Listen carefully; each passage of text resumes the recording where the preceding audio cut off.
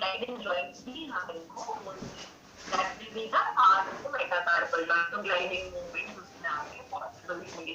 ठीक है, इसी तरीके से अगर मेटाकार्पोफैलेंजियल जॉइंट्स की बात करते हैं तो उसमें भी आप मेटाकार्पोफैलेंजियल जॉइंट्स में देखेंगे तो फ्लेक्शन भी हो रहा है, एक्सटेंशन भी हो रहा है, अबडक्शन भी होता है और अडक्शन भी होता है। ठीक है, तो फ्लेक्शन, एक्सटेंशन, अबडक्शन, अडक्शन, ये मूवमेंट्स आपके मेटाकार्पोफैलेंजियल जॉइंट पर होंगे। इसी तरीके से स्टूडेंट्स अगर हम इंटरफैलेंजियल जॉइंट की बात करें, इंटरफैलेंजियल आपको ऑलरेडी मैं बता चुकी हूँ, जो फैलेंजेस के बीच में जॉइंट्स बन रहे हैं वहां पर आपके दो मूवमेंट्स होते हैं, one is the flexion and जो अदर मूवमेंट होगा that will be the extension. तो इस तरीके से अपर एक्सट्रीमिटी के जॉइंट्स के मूवमेंट्स भी मैंने आपके साथ डिस्कस कर लिए।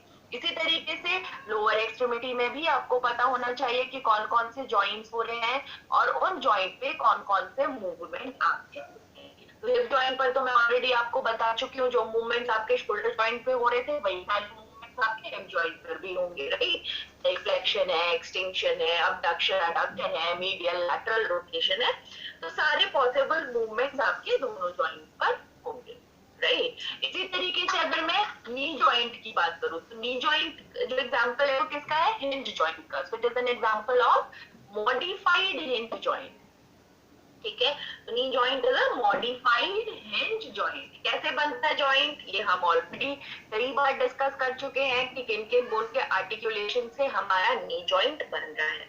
ठीक है, मूवमेंट्स जो आपके नी जॉइंट पे होते हैं दैट इज स्टूडेंट्स फ्लेक्शन। आप देखोगे नी को अगर आप बैकवर्ड बेंड करोगे तो आपका जो मूवमेंट होगा दैट विल बी फ्लेक्शन। तो फ्लेक्शन भी होता है, एक्सटेंशन मूवमेंट भी आपका नी जॉइंट पे होता है, और इसके अलावा जो मूवमेंट होता है बहुत स्लाइड मीडियल रोटेशन भी होता है, यानी आप नी को मीडियली भी रोटेट कर सकते हो। तो आप कहोगे that is the flexion movement, extension movement and slide medial rotation possible होता है आपके नी जॉइंट। इसी तरीके से स्टूडेंट्स अगर हम एंकल जॉइंट की बात करें तो कौन मुझे बताएगा एंकल जॉइंट पे कौन से मूवमेंट्स होंगे? यस, कोई भी एक स्टूडेंट जिसको पता है वो बता सकता है। अगर मैं आपसे पूछूं कि कौन से मूवमेंट्स होंगे हमारे एंकल जॉइंट पर तो कौन बताएगा? Hello yes, ma'am, ankle joint पे डॉर्सिफ्लेक्शन, प्लांटर फ्लेक्शन, मीडियली हम देखे तो इन्वर्जन और इवर्जन। Very good. ये मूवमेंट मैंने आपके साथ डिस्कस भी करे थे। ठीक है, डॉर्सिफ्लेक्शन है, प्लांटर फ्लेक्शन है, इवर्जन है, इन्वर्जन है, ये सारे ही मूवमेंट्स होंगे जो आपके एंकल जॉइंट पे होंगे।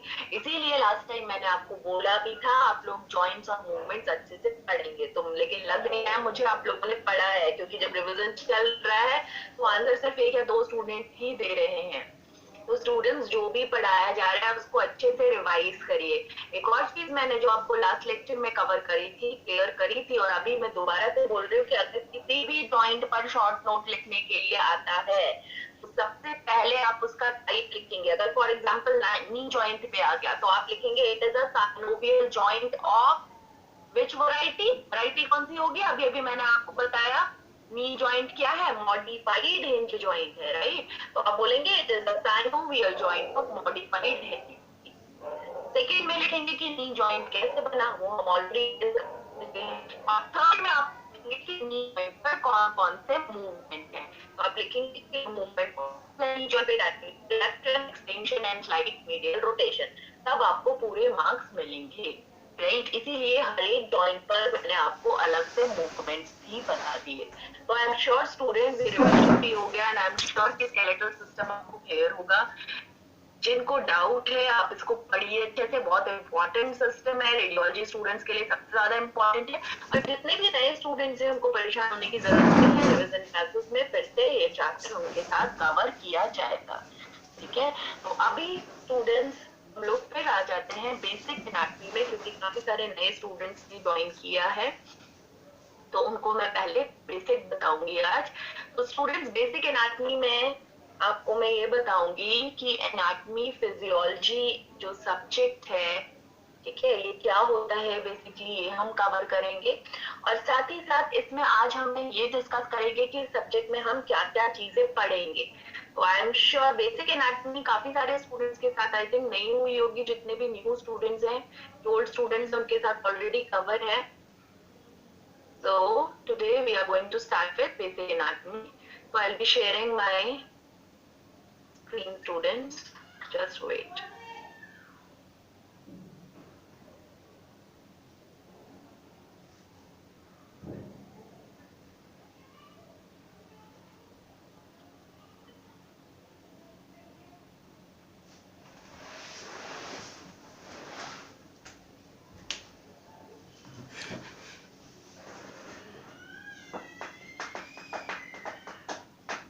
I hope सबको दिख रहा होगा, है ना?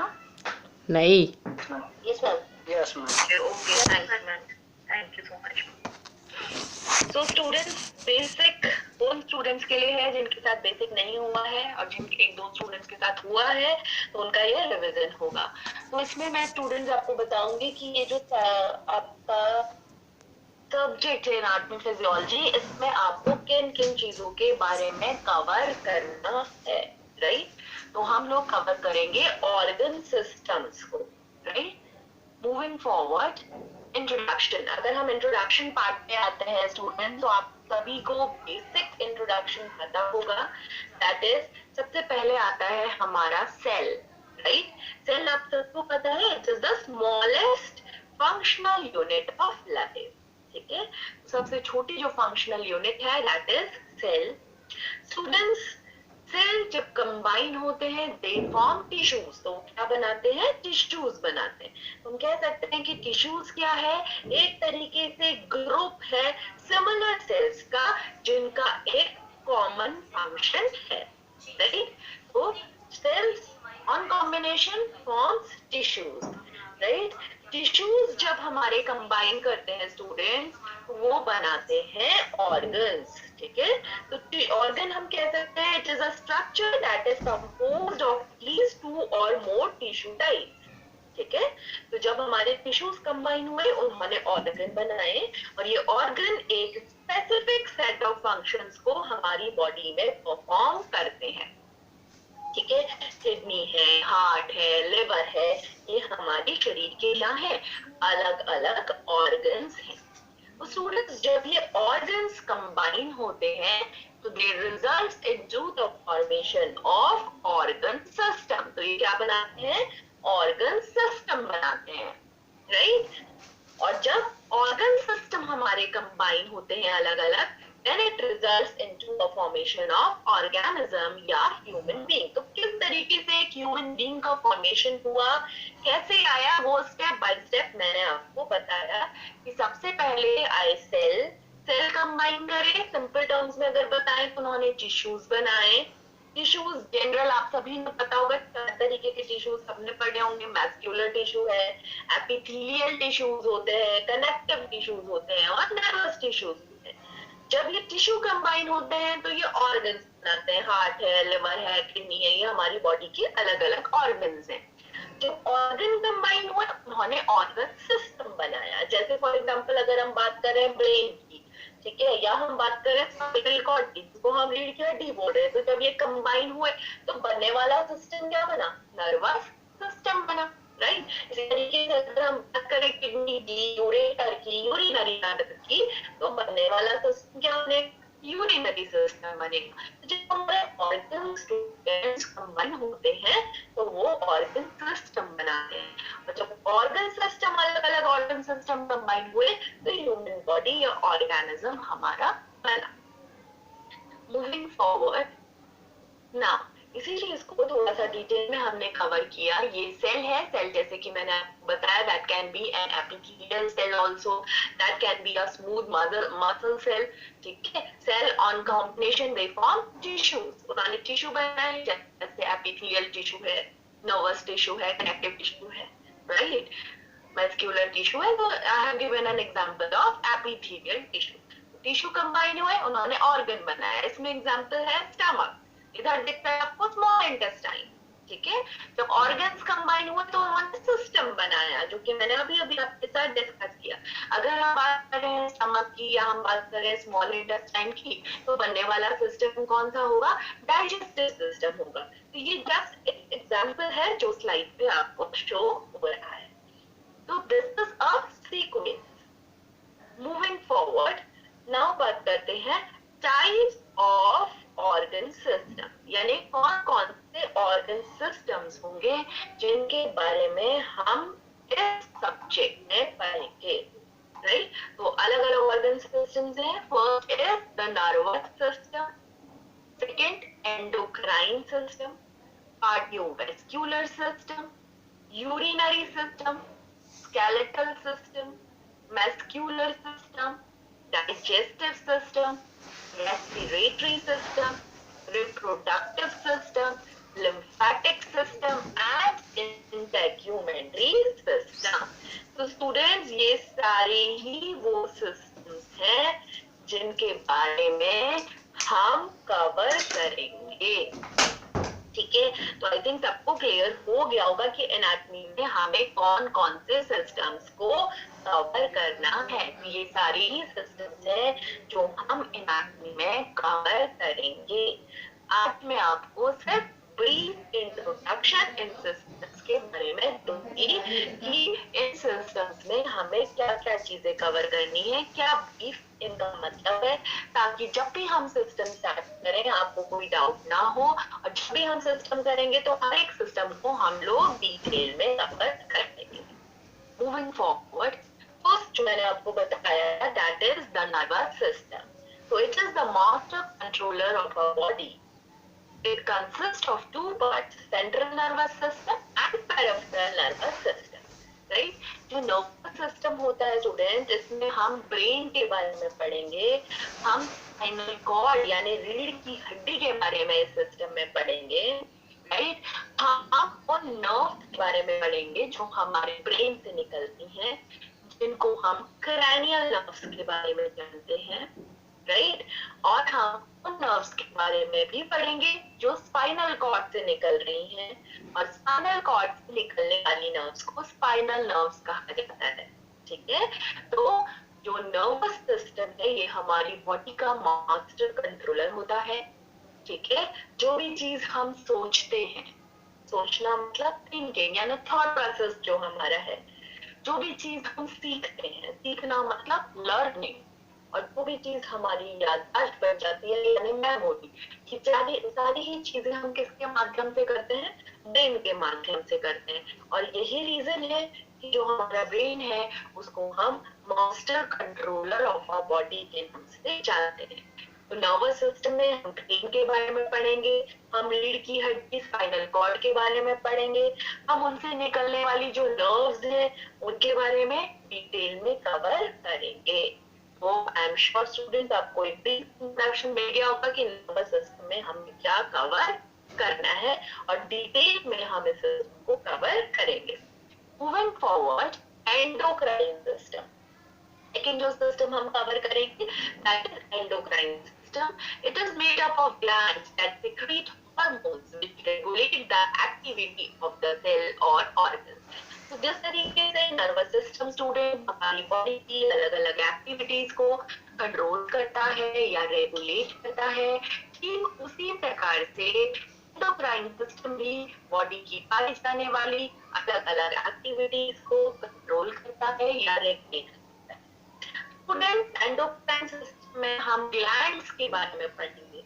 ग्लैंड्स जिनको हम बोलते हैं ग्रंथियां। राइट, पीछे आपको देख रही है इसमें अलग ग्लैंड दिख रहे हैं, लाइक ग्लैंड है, हाइपोथैलेमस है, पिट्यूटरी ग्लैंड है, थायराइड ग्लैंड है, थाइमस है, पैंक्रियास है, एड्रिनल ग्लैंड है। राइट, तो इस सिस्टम में हम ग्लैंड यानी ग्रंथियों के बारे में पढ़ेंगे। उन ग्लैंड से कौन कौन से हार्मोन रिलीज हो रहे हैं ये हम करेंगे। उन ग्लैंड्स की क्या पोजीशन है हमारी बॉडी में, यानी कहाँ पर ये ग्लैंड है हम वो पढ़ेंगे। ठीक है, इनकी पोजीशन हम लोग डिस्कस करेंगे। कौन से हार्मोन्स हमारे रिलीज हो रहे हैं वो हम पढ़ेंगे, और उन हार्मोन अगर ज्यादा बढ़ गए हैं बॉडी में तो क्या हो रहा है, कम है तो क्या हो रहा है, ये सारी चीजें डिटेल में हम जिस सिस्टम में कवर करते हैं स्टूडेंट्स, उसको हम एंडोक्राइन सिस्टम के नाम से जानते हैं।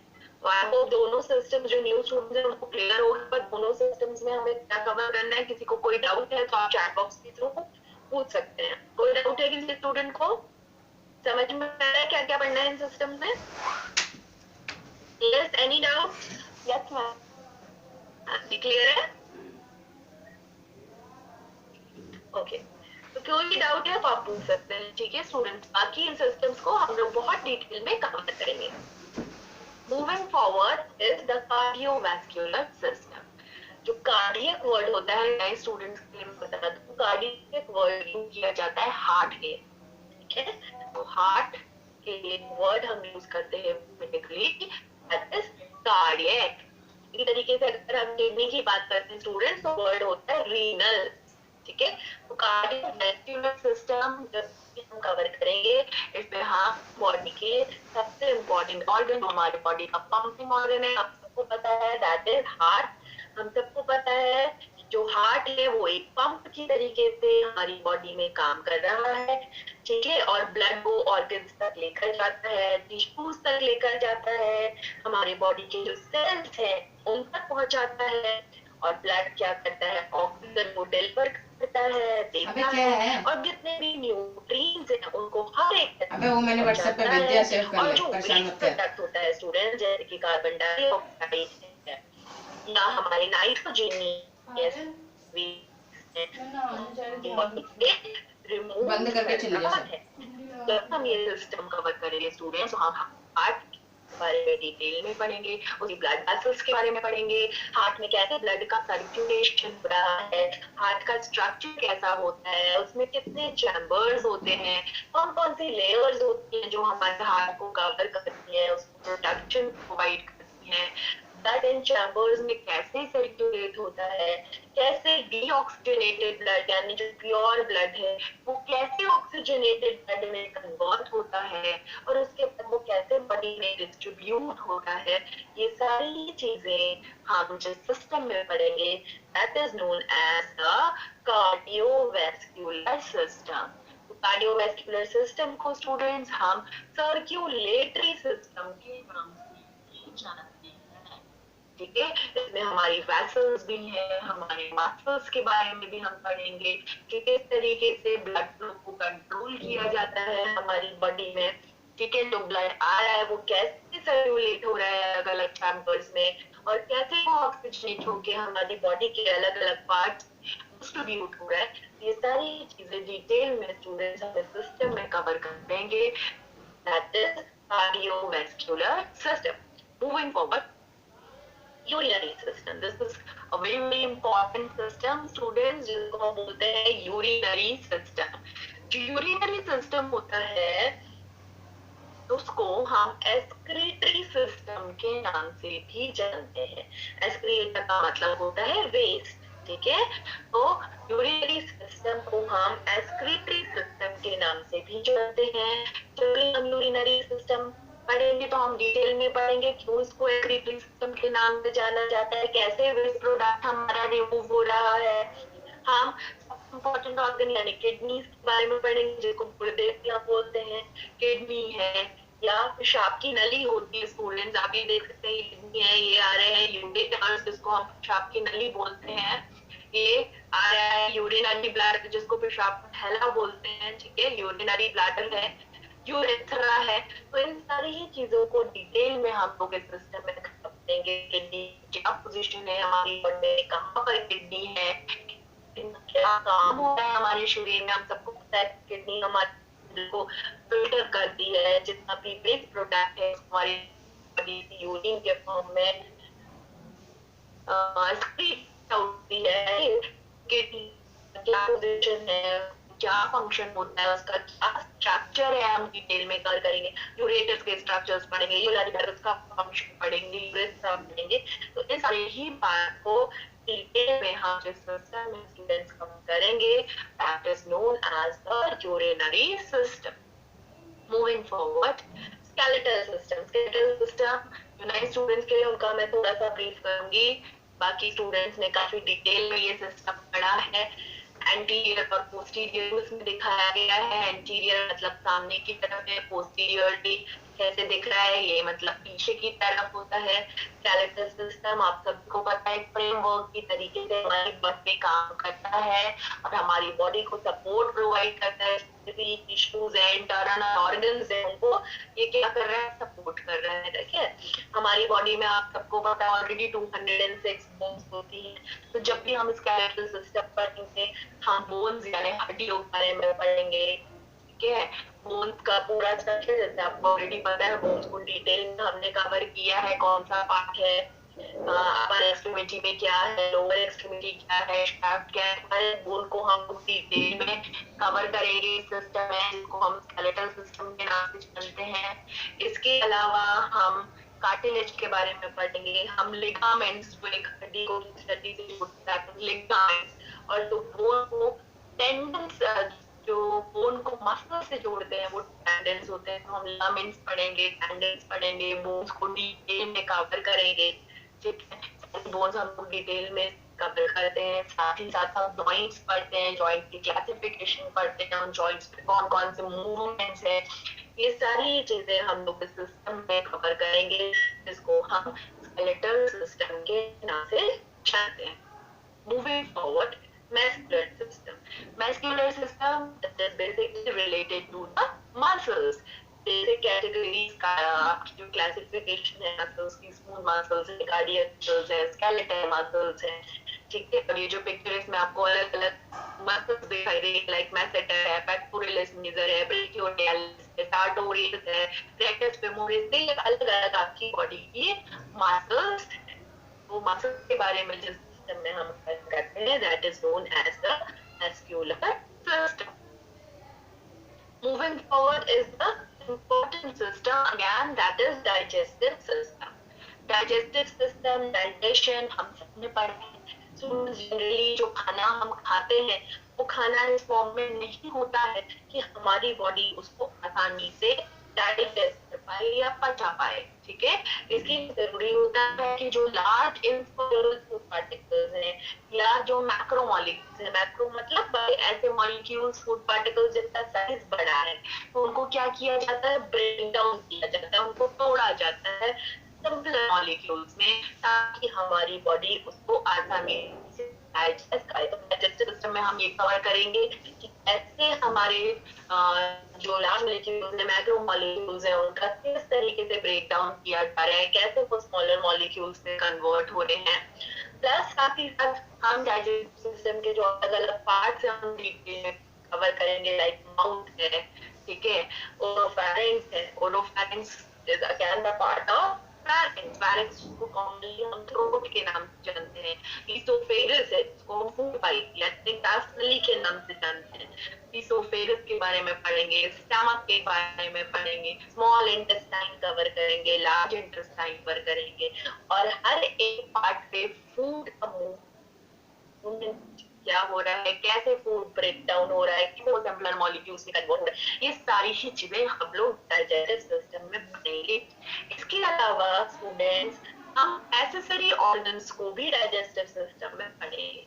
तो एक्सेसरी ऑर्गन स्टूडेंट्स जनरली हमारे वो ऑर्गन्स होते हैं जो डाइजेस्टिव सिस्टम का पार्ट नहीं होते हैं, लेकिन डाइजेस्टिव ट्रैक्ट का पार्ट ना होने पर डाइजेस्टिव सिस्टम नहीं कहेंगे, बल्कि डाइजेस्टिव ट्रैक्ट बोलेंगे।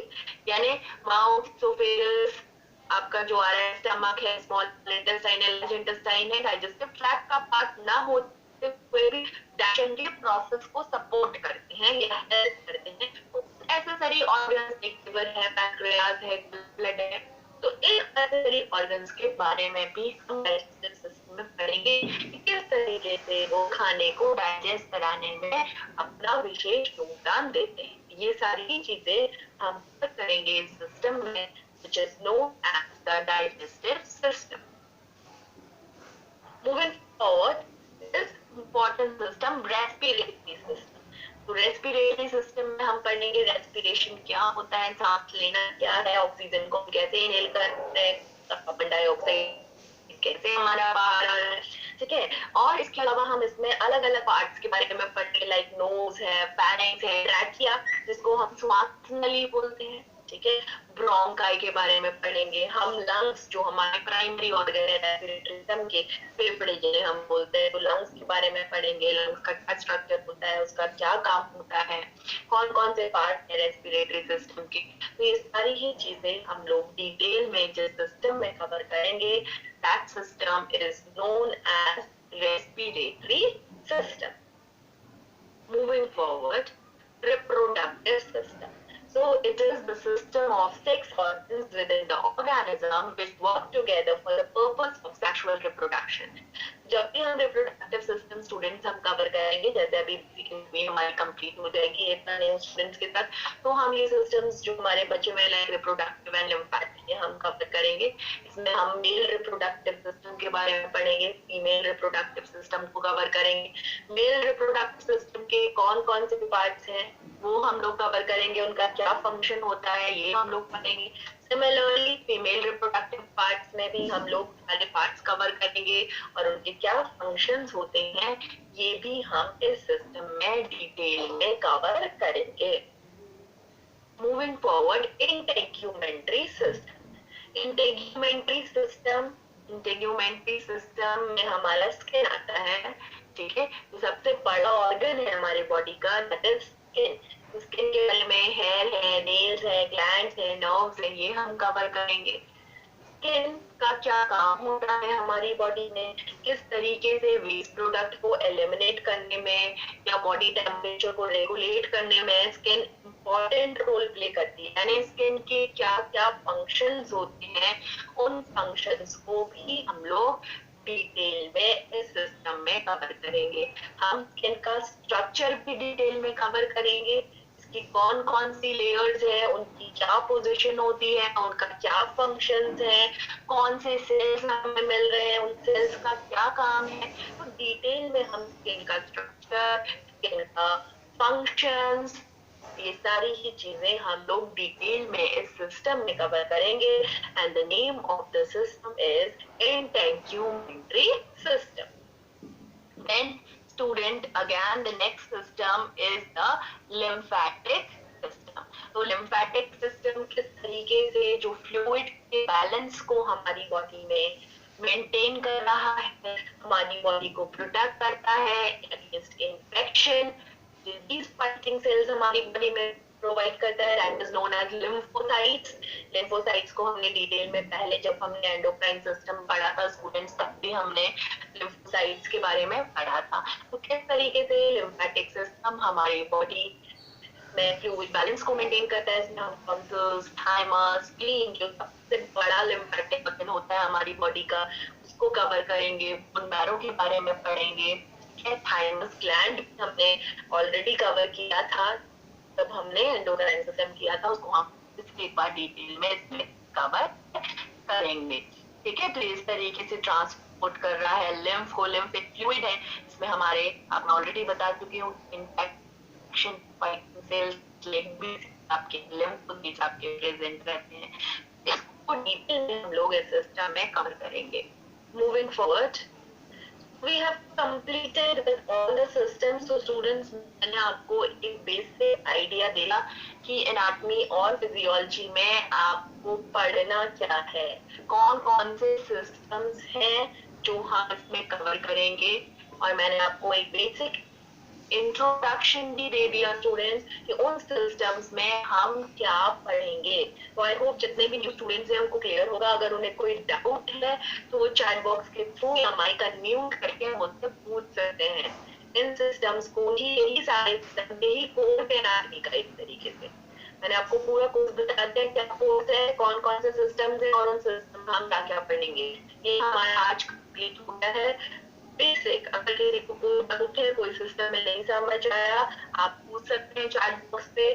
ऑलरेडी हम ये सारे सिस्टम्स कंप्लीट कर चुके हैं और आगे भी हम इन सिस्टम्स को डिटेल में कवर करेंगे। इसके बाद हम लोग बेसिक एनाटॉमी के 2-3 लेक्चर्स और रहेंगे जब न्यू स्टूडेंट्स का बेसिक कंप्लीट हो जाएगा, फिर हम लोग अपना जो एक चैप्टर बच गया उसको हम लोग कंप्लीट करेंगे।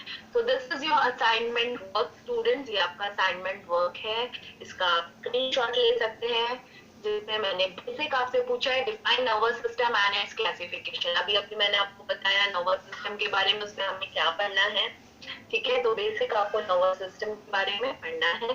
क्लासिफिकेशन, नर्वस सिस्टम बेसिकली दो पार्ट्स में हमारा डिवाइड होता है, central nervous system and peripheral nervous system. तो जब हम सेंट्रल नर्वस सिस्टम की बात कर रहे हैं, that means we are talking about brain, हम ब्रेन की बात कर रहे हैं और हम स्पाइनल कॉर्ड की बात कर रहे हैं, ठीक है। इसी तरीके से हमारा पेरिफेरल नर्वस सिस्टम भी है, जिसमें हम सोमैटिक और ऑटोनॉमिक ये सारा ही स्टूडेंट्स हम लोग डिटेल में कवर करेंगे जब नर्वस सिस्टम हम लोग करेंगे। इसमें हम पेरिफेरल में नर्व्स के बारे में भी पढ़ेंगे, जो नर्व्स हमारे ब्रेन से निकलती है, मैंने आपको बताया उनको क्रैनियल नर्व्स कहा जाता है। जो स्पाइनल कॉर्ड से निकलनी है उनको स्पाइनल नर्व्स बोला जाता है। ये भी आप लोग कवर करेंगे। Then name the parts of alimentary tract. Alimentary tract के कौन कौन से पार्ट्स हैं ये भी मैंने आपको बताया। alimentary tract या digestive